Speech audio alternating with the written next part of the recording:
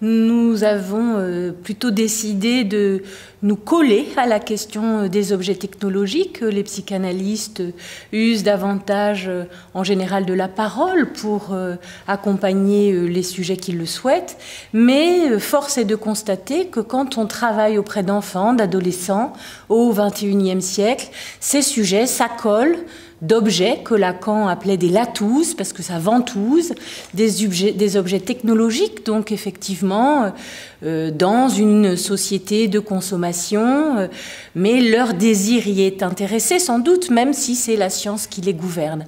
Alors, nous avons cliniquement constaté que les autistes ont un attrait particulier pour les écrans, pour les ordinateurs, jeux vidéo, etc. Téléphone portable, bien entendu, télévision aussi. Et on se demande pourquoi, qu'est-ce qui fait, dans le fonctionnement spécifique de l'autiste, cet attrait singulier.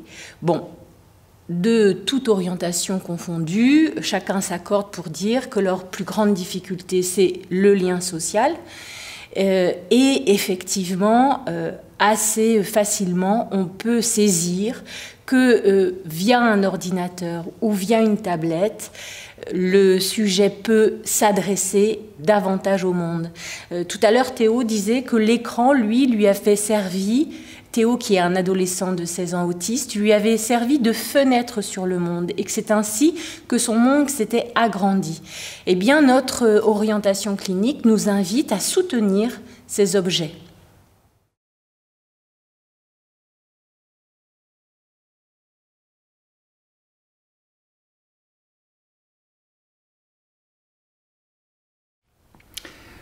Ces objets numériques sont utilisés, effectivement, Myriam Cherel le disait, par l'ensemble des adolescents, des enfants du monde d'aujourd'hui. Il y a une grande querelle pour savoir si est-ce que ça isole ou est-ce que ça branche sur le monde. Il y a ceux qui disent avec ça on fabrique des crétins numériques, et puis il y a ceux qui disent que pas du tout, on peut trouver. Et c'était effectivement déjà, Platon trouvait que l'écriture, c'est à la fois la meilleure des choses et en même temps un poison, parce que ça faisait disparaître les savoirs antiques accrochés au récit de l'épopée orale, et que l'écriture permettait à un crétin, effectivement, de lire un texte. Il n'avait pas besoin de passer par la discipline. Donc, disons, les machines, ça pose la question de l'écriture, parce que c'est un mode d'écriture, à une puissance seconde, voire bien plus encore. Pourquoi c'est un mode d'écriture? C'est que les machines permettent d'isoler à la fois, par exemple, le logiciel de traitement de texte, les logiciels de traitement d'images, les logiciels qui mélangent images et texte, ceux qui permettent de séparer et d'isoler toutes ces différentes composantes qui sont autant de dimensions du langage. La trace, l'écrit, la voix, l'image, le son, tout cela peut être diffracté et réuni dans des utilisations successives de la machine. Or, justement, le sujet autiste peut isole ces différentes dimensions. Pour lui, il y est sensible dans leur matérialité. Les matérialités des chiffres, pour Daniel Tammet, la matérialité de la voix, comme le petit Bergen-Selling qui ne pouvait pas mettre sa bouche dans les mots, mais il pouvait le faire par l'écrit. Qu'il y a aussi cette séparation, jonction des différentes positions du langage, manifestations du langage, du un qu'il y a dans les différents éléments du langage et qui pourtant font un et un et un.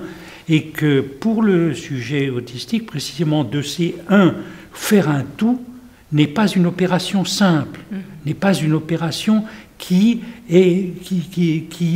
se donne, disons, qu'il peut oublier. Il ne l'oublie pas, il la constitue. C'est d'où l'importance des listes et des circuits, et d'avoir toujours la répétition d'un mode de circuit qui s'élargit à l'occasion de l'interaction avec le sujet. Alors, si vous laissez quelqu'un avec sa machine dans un coin, tout seul, avec la machine qui l'enferme, alors oui, ça l'enferme.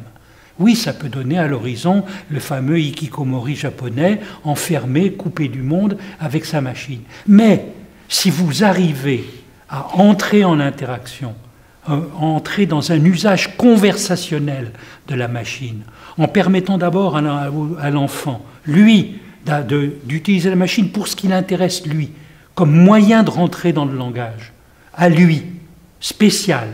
Il trouvera un intérêt particulier, vous n'y auriez pas pensé, vous, tout de suite. Lui, il trouvera un usage particulier étrange. Justement, mais ça, à condition de ne pas laisser seul avec cela, de pouvoir vous y adjoindre dans une présence d'abord infime, ténue. C'est tout le tact du thérapeute de pouvoir être cette présence infime, ténue, mais insistante, et qui insiste à la mesure de la répétition, et qui peu à peu ensuite entre dans une présence conversationnelle que l'autre supporte et l'admet dans son monde, et lui trouve une place, et fait quelque chose avec. Pas comme un usage, faire de l'autre une machine, mais faire quelque chose qui réponde suffisamment pour ensuite aller vers lui, pouvoir le prendre à témoin de ce que a inventé et ce qu'a fait le sujet qui s'est introduit dans le langage. Donc en ce sens, disons, en respectant bien entendu cette ambiguïté de la machine, à condition de faire un usage non machinique de la machine, et en ayant l'idée qu'on a affaire à des sujets, pas des robots, eh bien oui, on peut prendre ces médiateurs qui intéressent tellement, ces sujets qui nous intéressent tous. On a tous, n'est-ce pas, un iPhone qui prend beaucoup de place dans notre vie, au point, à l'occasion d'être le vrai maître de notre vie. Oui, d'accord, on a tous ça. C'est ça la civilisation de la science. Mais l'usage, lui, de l'enfant autistique est particulier. Il faut le suivre dans ses méandres, dans sa particularité, et certainement pas l'abandonner.